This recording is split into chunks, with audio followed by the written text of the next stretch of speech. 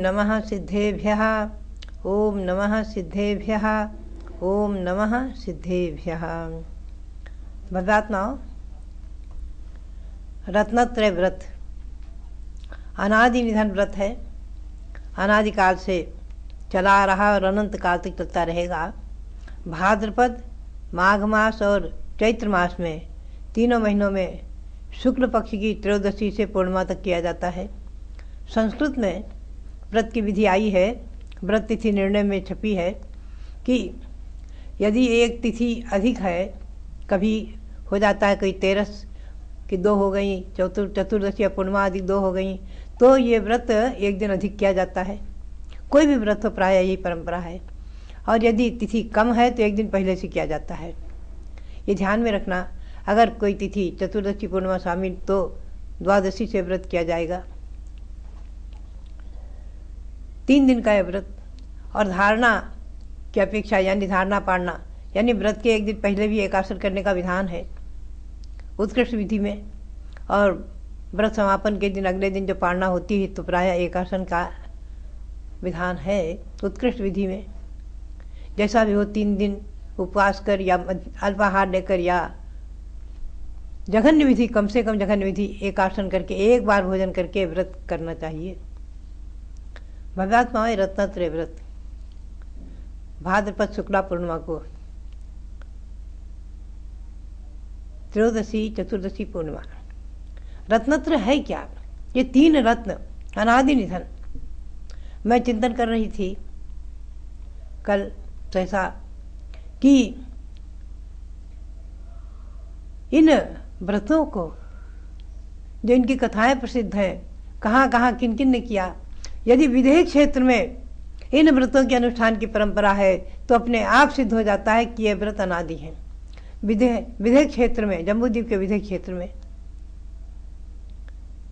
वीतस्वर्ग के राजा वैश्रवण, उन्होंने ये व्रत किया था, रत्नत्रय व्रत। और रत्नत्रय व्रत पूर्ण करके उद्यापन आदि करके संपन्न किया था। पुनः जैनेश्वरी दीक्षा लेकर के और केवली अथवा श्रुत केवली के पाद मूल में उन्होंने तीर्थंकर प्रकृति के बंध करने के हेतु में 16 कांड भावनाओं को भाया था। वो आगे मल्लीनाथ तीर्थंकर हुए हैं। मल्लीनाथ तीर्थंकर भगवान मल्लीनाथ हुए हैं। भगवात्माओं, इन व्रतों की महिमा कितनी अच्छी है। ये रत्नत्रय है क्या? श्री गौतम स्वामी ने कहा है, ज्ञानाचार के 8 भेद, दर्शनाचार के 8 भेद और चरित्राचार के 13 भेद मुख्य रूप से प्रसिद्ध हैं। मैंने एक जिन धर्म विधान बनाया, छोटा सा संकलित किया, अपने ही विधानों से लिया गत वर्ष। भद्रात्माओं, आचार्यों ने धर्म की व्याख्या भिन्न भिन्न प्रकार से की है। श्री गौतम स्वामी ने कहा है, धम्मो मंगलम उकिट्ठम अहिंसा संयमो तवो। अहिंसा, संयम और तप ये धर्म है। धर्म से मूलम दया, ये धर्म है गौतम स्वामी के शब्दों में।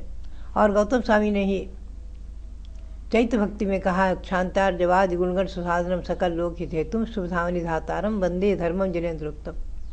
उत्तम क्षमा मार्दव आर्जव आदि 10 श्रवण धर्म, इन्हें श्रवण धर्म भी कहा है। 10 लक्षण धर्म ये धर्म है। तो जिन धर्म विधान में मैंने जीव दया धर्म को और सप्तभंगी रूप, 7 भंगी रूप से धर्म को, वस्तु स्वभाव धर्म, सप्तभंग रूप धर्म, अनेकांत धर्म और रत्नत्रय धर्म और 10 दक्षिण धर्म, इन धर्मों को आचार्यों ने माना है। उन सबकी इसमें पूजा दी है। तो रत्नत्रय में मुख्य रूप से सम्यक दर्शन के मुख्य रूप से 8 भेद हैं। निसंकित, निकांक्षित, निर्चिकित्सा, अमूढ़ दृष्टि, स्थितिकरण, उपगुहन, स्थितिकरण, वात्सल्य और प्रभावना, ये 8 अंग मुख्य रूप से माने हैं। इनके अर्घ्य, इनकी पूजा, इनको धारण करना, इनकी उपासना करना। और समय ज्ञान के 8 भेद हैं। काल विनय, उपधान विनय, बहुमान विनय और काल की शुद्धि आदि 10 भेद, 8 भेद माने हैं मुख्य रूप से।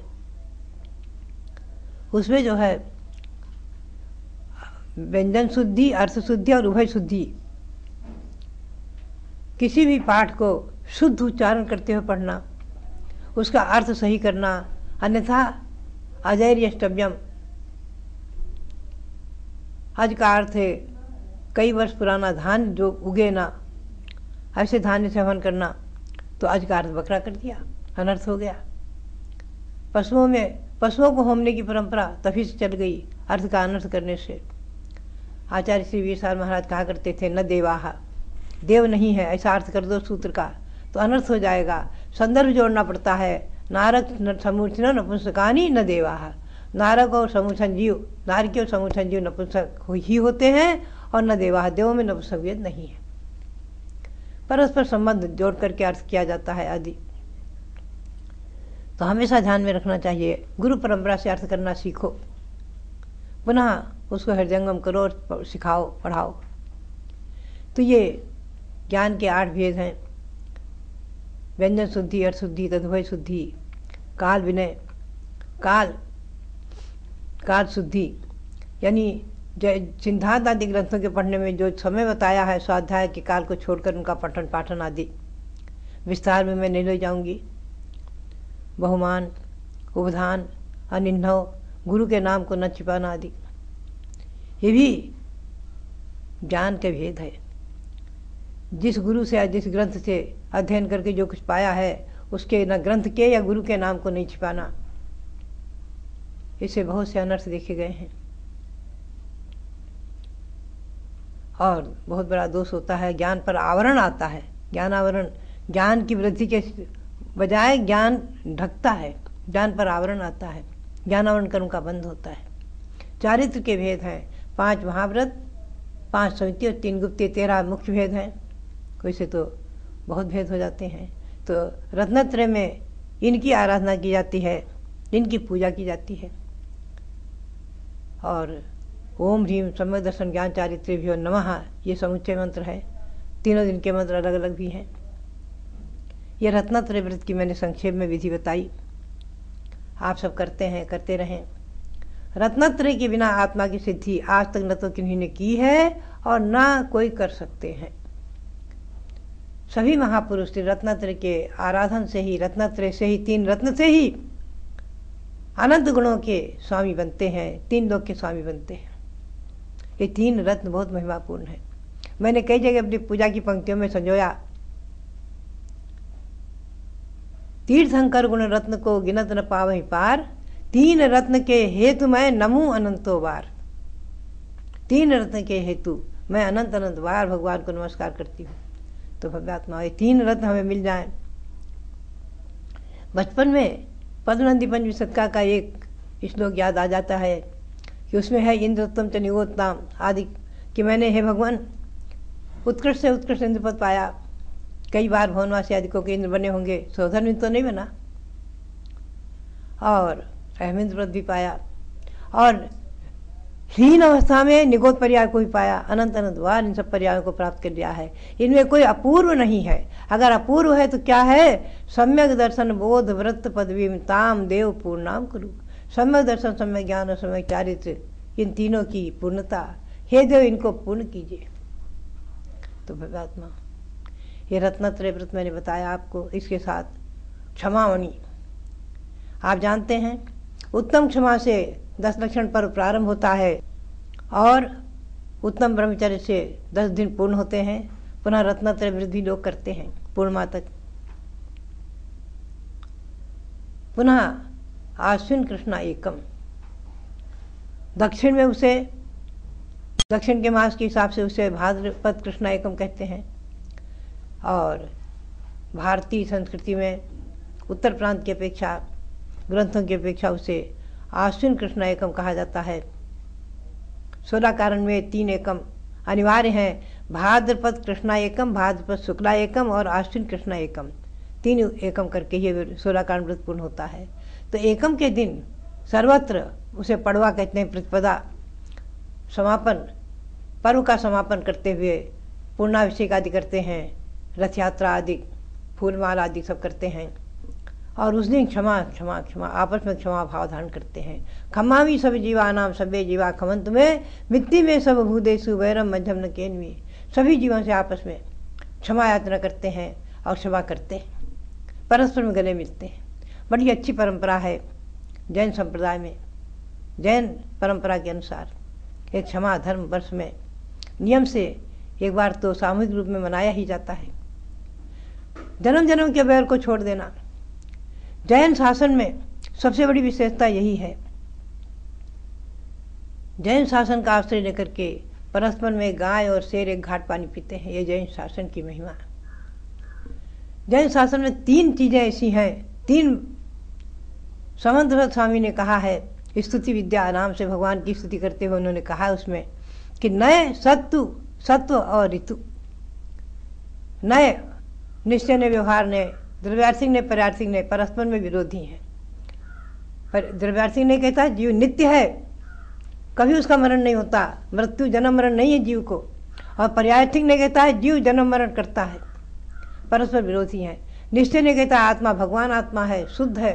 और व्यवहार ने कहता है आत्मा अशुद्ध है, संसारी है, कर्मों से बंधा है। ये परस्पर विरोधी नए जब सापेक्ष होते हैं, एक दूसरे की अपेक्षा रखते हैं, तो सम्यक हो जाते हैं, समीचीन हो जाते हैं।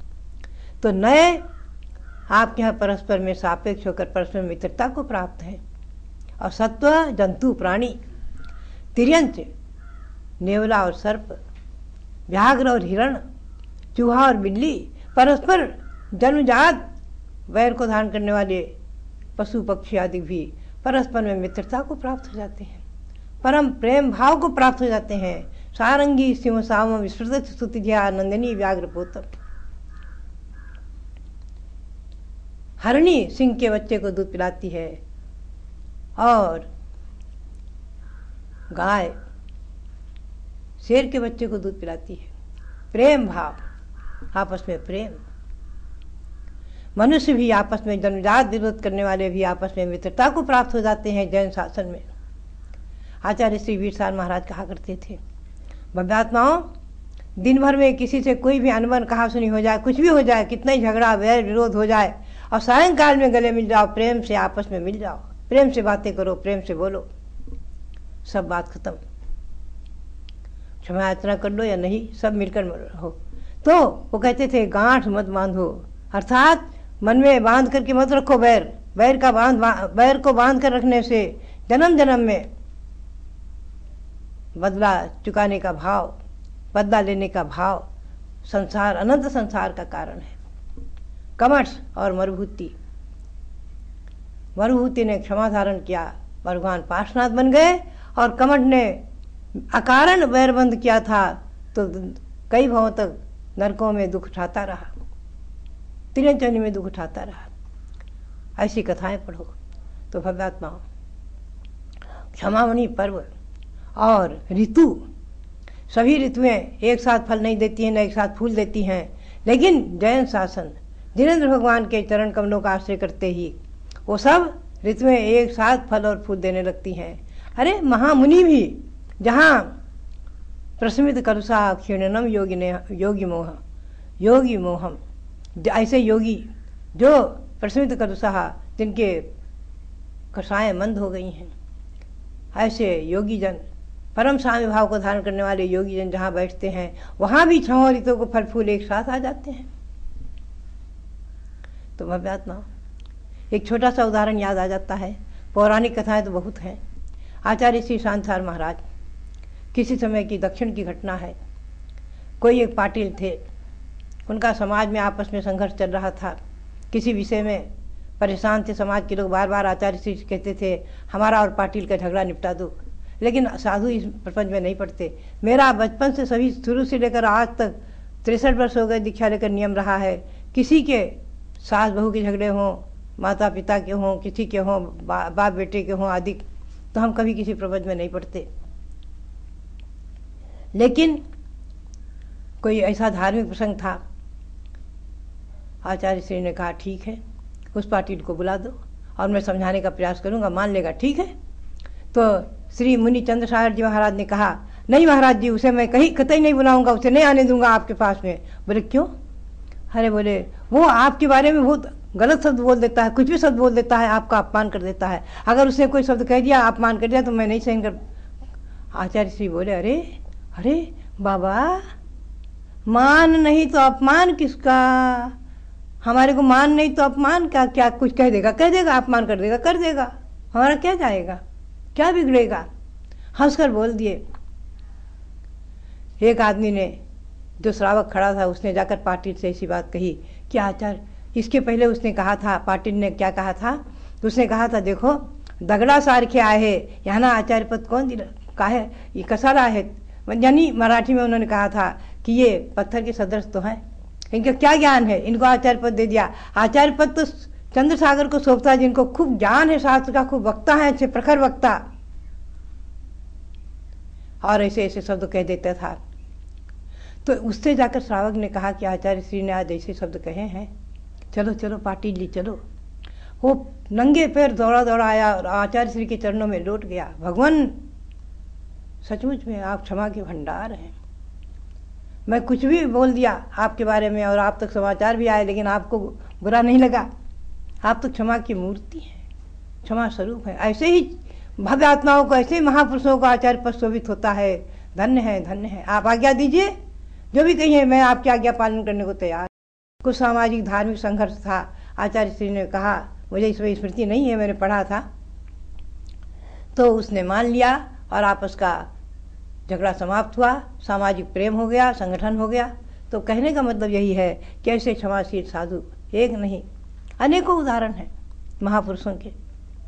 तो भव्यात्माओं, वर्तमान में भी आप लोग भी क्षमावनी में अंतरंग से कसायों को निकाल करके प्रेम भाव धारण करते हुए क्षमा भावना करें, क्षमा करें और कराएं। यही क्षमावनी पर्व का महत्व। और ये पर्व हमारे जीवन में बार बार आकर के हमारे आत्मा की शुद्धि करता रहे। इसी भावना के साथ आप सबके लिए बहुत बहुत मंगल आशीर्वाद। मानवाओं, जिन धर्म को आत्मा में साकार करने के लिए मंदिर और जिन प्रतिमाएं, ये एक बहुत बड़ा अवलंबन होती हैं, साधन होती हैं, और इन्हीं साधनों का उपयोग करके आज मंदिर बनाए जाते हैं। वहां पर जा करके लोग धर्म की आराधना करते हैं। इसी श्रृंखला में हमारे आचार्यों ने कहा है कि यदि कोई धनिया पत्ते के बराबर मंदिर या सरसों के बराबर भी प्रतिमा, जिन प्रतिमा का निर्माण करते हैं, तो उनके पुण्य की तुलना ही नहीं है संसार के अंदर। तो आप सोचिए कि 108 फुट की प्रतिमा जो मांगी तुंगी के पर्वत में साकार हुई है पूज्य गणनी प्रमुख श्री ज्ञानवती माता जी की मंगल प्रेरणा से, तो उस प्रतिमा का क्या कहना। आज विश्व की एकमात्र अखंड पाषाण में बनने वाली ये प्रतिमा रहेगी। और 108 फुट के भगवान ऋषभ देव की यह प्रतिमा पूरे भारतीय संस्कृति के लिए आन मान और शान है। तो 11 फरवरी से 17 फरवरी सन 2016 में जो इसका इतिहास बनने जा रहा है, लोकार्पण होने जा रहा है, पंच कल्याण प्रतिष्ठा महोत्सव, महामस्तकाभिषेक महोत्सव हो करके जो प्रथम इतिहास बनेगा, आप सब उसके साक्षी बनेंगे। आपके घर का एक एक बच्चा इस प्रतिमा का दर्शन करे, ऐसा आपको पुरुषार्थ करना है। तो सब लोग आप पंच कल्याण महोत्सव की तैयारी करके और सन 2016 में फरवरी में मांगी तुंगी आइए। हम लोग भी पूज्य ज्ञानवती माता जी का पूरा संघ मांगी तुंगी सिद्ध क्षेत्र में ही विराजमान है, इसलिए आप लोगों को प्रेरणा देते हुए बहुत ही महान आनंद की अनुभूति हो रही है कि इस इतिहास के साक्षी बनने के लिए आप भूलें ना। धर्मानुरागी बंधुओं, मांगी तुंगी सिद्ध क्षेत्र पर फरवरी 2016 में होने वाले पंच कल्याण प्रतिष्ठा एवं महामस्तकाभिषेक, जो विश्व में सबसे बड़ी प्रतिमा का होने जा रहा है, 108 फुट की प्रतिमा अखंड पाषाण की, उसकी तैयारियां बहुत तेजी से चल रही हैं। मैं समस्त दिगंबर जन समाज को आह्वान करता हूं कि इस पंच कल्याण प्रतिष्ठा से, महामस्तकाभिषेक से अवश्य जुड़ें, इंद्रनारी बन करके धर्म लाभ लें। अन्यथा कम से कम एक कलश भगवान ऋषभ देव के मस्तक पर, जो इतना विशाल मस्तक है, इतनी विशाल प्रतिमा है, उस पर एक कलश अभिषेक करने का सुअवसर, स्वर्ण अवसर अवश्य प्राप्त करें। अगर आपकी अभी भी भावना हो तो 1,08,000 रुपये दे करके इस प्रतिमा के निर्माण में हजारों साल के इतिहास में अपना नाम अंकित करा सकते हैं।